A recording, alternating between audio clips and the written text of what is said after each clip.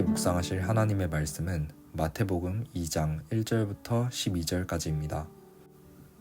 헤롯 왕 때 예수께서 베들레헴에서 나심에 동방으로부터 박사들이 예루살렘에 이르러 말하되 유대인의 왕으로 나신 이가 어디 계시냐?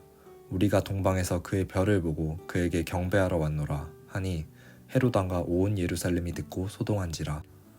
왕이 모든 대제사장과 백성의 서기관들을 모아 그리스도가 어디서 나겠느냐 물으니 이르되 유대 베들레헴이오니 이는 선지자로 이렇게 기록된 바 또 유대 땅 베들레헴아 너는 유대 고을 중에서 가장 작지 아니하도다. 내게서 한 다스리는 자가 나와서 내 백성 이스라엘의 목자가 되리라 하셨음이니이다. 이에 헤롯이 가만히 박사들을 불러 별이 나타난 때를 자세히 묻고 베들레헴으로 보내며 이르되 가서 아기에 대하여 자세히 알아보고 찾거든 내게 고하여 나도 가서 그에게 경배하게 하라. 박사들이 왕의 말을 듣고 갈새 동방에서 보던 그 별이 문득 앞서 인도하여 가다가 아기 있는 곳 위에 머물러 서 있는지라. 그들이 별을 보고 매우 크게 기뻐하고 기뻐하더라. 집에 들어가 아기와 그의 어머니 마리아가 함께 있는 것을 보고 엎드려 아기께 경배하고 보배압을 열어 황금과 유향과 몰약을 예물로 드리니라. 그들은 꿈에 헤롯에게로 돌아가지 말라 지시하심을 받아 다른 길로 고국에 돌아가니라. 아멘. 누가복음 2장에 보면 예수님이 탄생하실 때 한 천사가 베들레헴 목자들에게 나타나 이런 메시지를 전합니다. 천사가 이르되 무서워하지 말라. 보라, 내가 온 백성에게 미칠 큰 기쁨의 좋은 소식을 너희에게 전하노라. 오늘 다윗의 동네에 너희를 위하여 구주가 나셨으니 곧 그리스도 주시니라. 천사가 목자들에게 전한 아기 예수님의 탄생 소식은 분명 큰 기쁨의 좋은 소식, 우리가 잘 아는 말로 복음이었습니다. 그런데 오늘 말씀에서 분명히 보시는 것처럼 하나님의 복음이 모든 사람에게 복음은 아닙니다. 어떤 사람에게는 하나님의 복음이 복음이지만 어떤 사람들에게는 복음이 아닌 슬픈 소식, 비보요, 나쁜 소식, 악보입니다. 이유가 무엇일까요? 별의 움직임을 연구하던 동방 박사들이 특이한 별 하나를 발견하고 별을 따라 유대 땅에 이르렀습니다. 그들이 그 별을 따라 유대 땅을 찾은 이유는 단 하나였습니다. 2절입니다. 유대인의 왕으로 나신 이가 어디 계시냐? 우리가 동방에서 그의 별을 보고 그에게 경배하러 왔노라. 유대인의 왕을 만나 뵙기 위해서 찾아온 겁니다. 단지 만나서 구경하기 위해서가 아니라 경배하기 위해서, 예배하고 절하기 위해서 짧게는 3개월, 길게는 1년 정도 멀고 고된 여정을 마다하지 않은 겁니다. 그래서 그들은 다른 곳으로 가지 않고 주저없이 유대의 수도, 왕궁이 있었던 예루살렘을 찾았던 겁니다. 그들이 다시 별의 인도를 받아 왕으로 오신 아기 예수를 봤을 때 어떤 반응을 보였습니까? 10절과 11절을 보십시오. 매우 크게 기뻐하고 기뻐하더라. 얼마나 기뻐했으면 크게라는 형용사라도 모자라 매우라는 부사까지 붙였을까 싶습니다. 한마디로 기뻐서 어쩔 줄을 몰랐다는 겁니다. 그 큰 기쁨에 못 이겨 아기 예수께 경배합니다. 그 고생스러운 여정도, 자신들이 드린 예물의 값비싼 가격도 왕을 만난 기쁨을 결코 빼앗지 못했습니다. 천사가 목자들에게 전해준 소식 그대로 동방 박사들에겐 아기 왕의 탄생은 큰 기쁨의 좋은 소식이었습니다. 그런데 이런 동방 박사들과는 정반대의 모습을 보여준 한 인물이 등장합니다. 헤롯입니다. 동방 박사들로부터 유대인의 왕이 나셨다는 소식을 들었을 때 헤롯은 어떤 반응을 보였습니까? 헤롯 왕과 온 예루살렘이 듣고 소동한지라. 기쁨은 고사하고 소동했습니다. 소동했다는 이 동사는 원어로 타라소라고 하는데요. 놀라다, 근심하다, 두려워하다는 의미입니다. 한마디로 겁에 질렸다는 말입니다.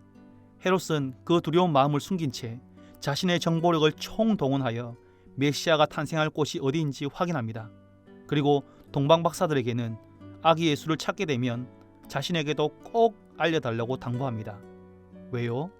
8절 후반절입니다. 나도 가서 그에게 경배하게 하라. 동방 박사들이 아기 예수를 찾은 것과 똑같은 목적입니다. 그러나 우리는 압니다. 그 말이 구밀복검, 입에는 꿀을 발랐으나 뱃속에는 칼을 품고 있다는 걸 말입니다. 경배가 아닌 살해가 목적이었음을 우리는 잘 압니다. 여러분, 아기 예수님의 탄생 소식이 동방 박사들에게는 큰 기쁨의 소식이었던 반면 왜 헤롯 왕에게는 큰 두려움의 소식이었을까요? 이유는 아기 예수님의 정체 때문입니다.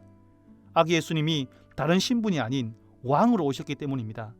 참된 왕을 기다리던 자들, 마음이 가난하고 겸손한 자들에게는 왕의 오심은 그야말로 유앙겔리온, 복음 그 자체였습니다. 그러나 자신이 왕 노릇하던 자들, 자신의 왕국을 구축하고 절대로 물러설 마음이 없는 교만한 자들에겐 아기 왕의 탄생은 타라소의 소식, 비보 그 자체였습니다. 왜입니까? 하늘 아래 두 개의 태양이 공존할 수 없는 것처럼 우리 인간의 마음은 두 왕이 공존할 수 없고 두 주인을 섬길 수 없기 때문입니다. 때문에 동방박사처럼 아기 왕을 기쁨으로 영접하든지 헤롯처럼 배척하고 제거하든지 둘 중 하나를 선택할 수밖에 없는 것입니다. 다시 말해 교만의 왕자에서 내려온 이들에게만 아기 왕의 탄생은 복음인 것입니다. 사랑하는 성도 여러분, 아기 예수님은 왕으로 오셨습니다. 유대인의 왕으로만 오신 것이 아니라 만민의 왕, 만유의 주로 오셨습니다. 예수님이 왕으로 오셨기에 예수님을 영접하려는 죄인들에겐 필연적으로 수반될 수밖에 없는 과정이 있습니다. 바로 왕권 이양입니다. 더 이상 내가 내 삶의 왕으로 주인으로 살길 멈추고 그 왕자를 예수님께 내어드리는 것입니다. 내 나라를 세우길 중단하고 그분의 백성이 되어 순종하는 것입니다. 빌립보 가이사랴에서 예수님께서 제자들에게 물으셨지요. 너희는 나를 누구라 하느냐? 좀 더 적나라하게 말하면 예수님은 이렇게 물으신 겁니다. 너희는 나를 왕이라 하느냐? 기독교 베스트셀러 중에 내 마음 그리스도의 집이라는 책이 있습니다. 아주 짧은 소책자이지만 예수님을 믿는다는 것이 진정 어떤 의미인지를 쉽고 재미있는 비유를 통해 통찰력 있게 보여줍니다. 예수님을 영접한 주인공이 예수님과 풍성한 교제를 누리기 위해 예수님을 자기 마음의 집으로 초대합니다. 예수님은 너무나도 기꺼이 응하셨고 주인공과 함께 마음의 방들을 돌아보는데요. 서재, 주방, 거실, 작업실, 오락실, 침실 순으로 살펴봅니다. 서재의 선반 위에 있었던 음란한 책들과 탁상 위에 있었던 잡지들이 예수님께 들켰을 때 주인공은 부끄러워 얼굴을 붉힙니다. 평소 재밌게 놀던 오락실에는 혼자 간직하고 싶었던 놀이와 오락들이 있었는데요. 예수님께서 함께 즐기지 않으시고 그리고 찬성하지 않으실 줄 알고는 예수님을 혼자 내버려 두고 친구들과 오락실에서 즐겁게 놀기도 합니다.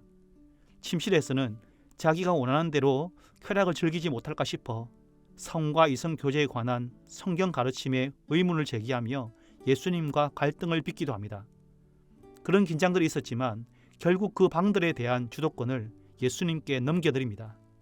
그런데 주인공은 마지막 남은 작은 벽장만큼은 그 누구에게도 보여주고 싶지 않았습니다. 그 사람이 설령 예수님이라고 할지라도 말입니다. 주인공은 이렇게 말합니다. 나는 화가 났습니다. 그것은 내가 비밀을 넣어둘 수 있는 유일한 방법이었습니다. 나는 그분이 서재, 주방, 거실, 작업실, 오락실, 침실 등 모두를 보실 수 있게 해드렸는데 이제는 자그마하고 네모진 벽장까지 요구하시는 것입니다. 나는 마음속으로 이렇게 말했습니다. 이건 너무하잖아. 이 열쇠만큼은 드리지 말아야 되겠다. 그러나 예수님과의 교제가 단절되는 것을 더 두려워한 주인공은 마침내 벽장의 열쇠를 내어드립니다. 예수님은 그 열쇠로 벽장 문을 열고 그곳에 있던 더럽고 부패한 물건들을 다 치우시고 벽장을 깨끗하게 수리하셨습니다. 그로 인해 주인공은 전에는 맛보지 못한 놀라운 승리와 해방감을 누리게 됩니다. 주인공은 서둘러 금고로 달려갑니다. 집 문서를 꺼냈습니다. 그리고 예수님께 황급히 돌아와서 간절한 마음으로 서명을 한 뒤 무릎을 꿇고 영원히 그분의 소유가 되도록 넘겨드리면서 말합니다. 여기에 제 존재와 소유의 모든 것이 있습니다. 이제 당신이 이 집을 운영하여 주십시오. 저는 단지 심부름꾼과 친구로서 당신의 곁에 있겠습니다. 그날 주인공은 예수님을 자신의 진정한 주인으로 모시게 되었습니다. 형제자매 여러분, 책의 저자인 로버트 멍어가 표현한 대로 신앙이란, 믿음이란 명의 이전입니다. 내가 소유하고 있던 유형무형의 모든 것, 심지어 내 존재까지도 예수님의 명의로 소유권을 이전하는 것입니다. 그래서 사도 바울이 이렇게 외쳤던 겁니다. 로마서 14장 7절 8절입니다. 우리 중에 누구든지 자기를 위하여 사는 자가 없고 자기를 위하여 죽는 자도 없도다. 우리가 살아도 주를 위하여 살고 죽어도 주를 위하여 죽나니 그러므로 사나 죽으나 우리가 주의 것이로다. 요한계시록의 24장로가 자기들의 면류관을 벗어서 주님께서 앉으신 보좌 앞에 드리며 기쁨으로 경배하는 이유가 바로 그 때문입니다. 그래서 우리가 예수님을 My Lord, 나의 주님으로 고백하는 것이 아닙니까? 말씀을 맺겠습니다. 그날 밤 동방 박사들이 아기 예수께 드린 것은 황금과 유황과 몰약이 아닙니다. 그들이 드린 것은 자기 자신입니다. 자신의 구주께로 왕권 이양을 하고 명의 이전을 한 것입니다. 이후 그들의 삶이 어땠을지 우리는 능히 짐작할 수 있습니다. 아기 예수님의 오심을 기념하고 다시 오실 왕을 기다리는 이 절기에 동방 박사들의 모습이 우리의 모습이길 간절히 소원합니다. 우리 주님께서 말씀하셨습니다. 누구든지 나로 말미암아 실족하지 아니하는 자는 복이 있도다. 우리 중 그 누구도 왕으로 오신 예수님으로 인해 넘어지거나 실족하지 않고 모두 함께 크게 기뻐하고 기뻐하길 원합니다. 이미 오신 아기 왕으로 인해 기뻐하는 성도들, 다른 누가 아닌 바로 그들이 다시 오실 왕을 맞이하며 크게 기뻐하고 기뻐하게 될 것입니다. 아무쪼록 서문의 모든 가족들이 바로 그 주인공이 되길 주님의 이름으로 축복합니다. 이 시간 주신 말씀과 교회를 기억하며 함께 기도하겠습니다. 먼저 동방 박사들처럼 왕으로 오신 예수 그리스도를 큰 기쁨으로 맞으며 다시 오실 주님께 내 자신과 내 모든 것을 드리는 인생을 살게 하소서. 이렇게 기도합시다. 교회를 위해 기도하실 때에는 성탄 전야제에 많은 성도들이 함께 모이고 주님의 탄생을 축하할 때 큰 기쁨이 임하게 하소서. 이 두 가지 제목으로 함께 기도하시고 개인적으로 기도하시겠습니다.